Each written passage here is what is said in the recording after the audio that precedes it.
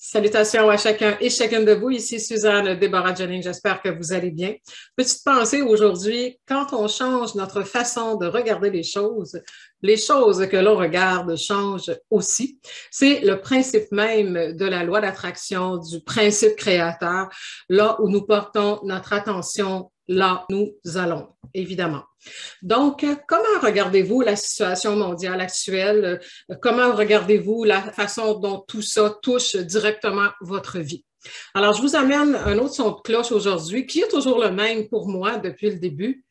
Ce qui se passe actuellement, c'est fantastique.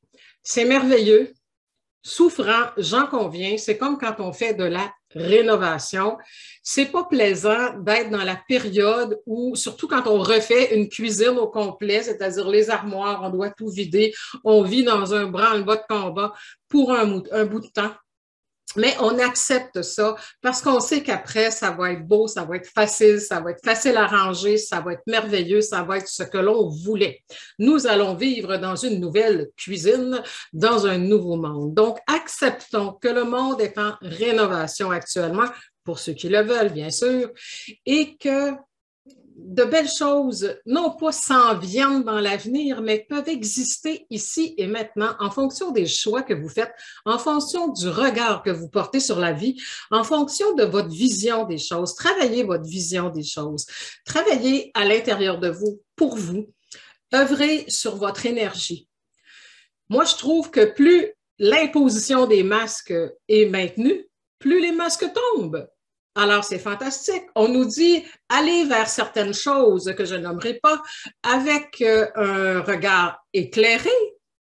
Mais c'est fantastique. La lumière se fait sur tout, sur tous, sur nous-mêmes, sur tous les gens qui nous entourent. Cette situation-là pousse les gens dans leurs extrêmes, quels qu'ils soient.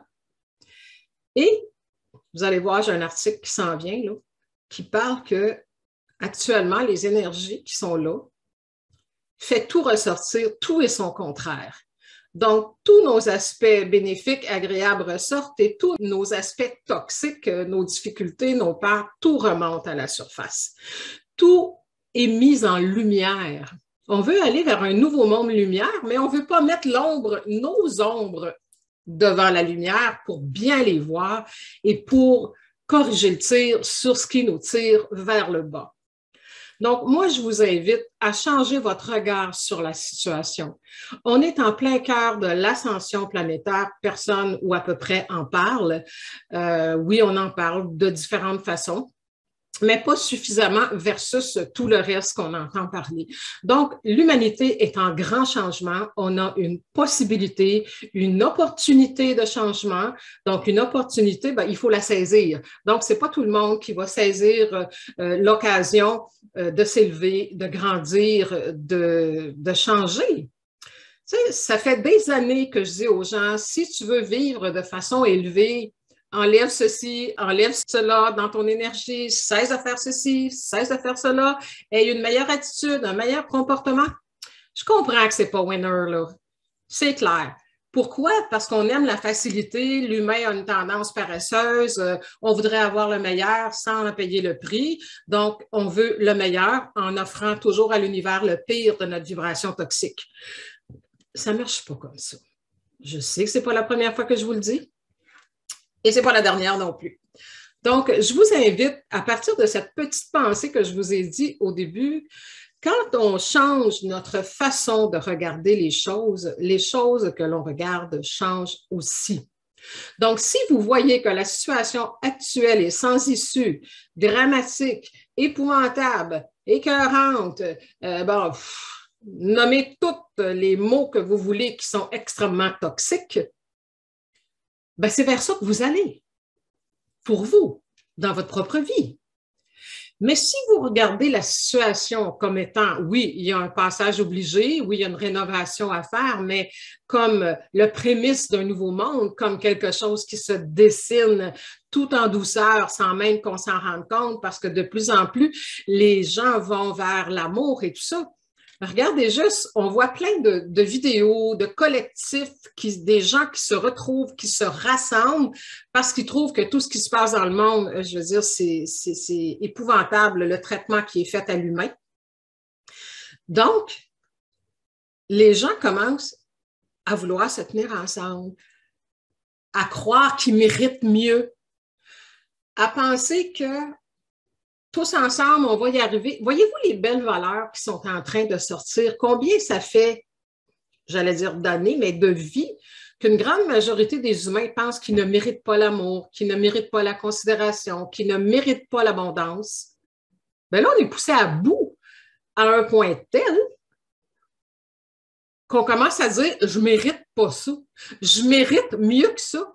Alors, voyez-vous, c'est une autre façon de regarder les choses qui est beaucoup plus positive. Oui, j'aime pas toujours ce mot-là, mais c'est bénéfique et c'est beaucoup plus productif de commencer par se dire « je ne mérite pas un traitement comme celui-là », ce qui veut dire « je mérite mieux, je mérite la liberté, je mérite le respect, je mérite d'être aimé, je mérite d'être entendu ».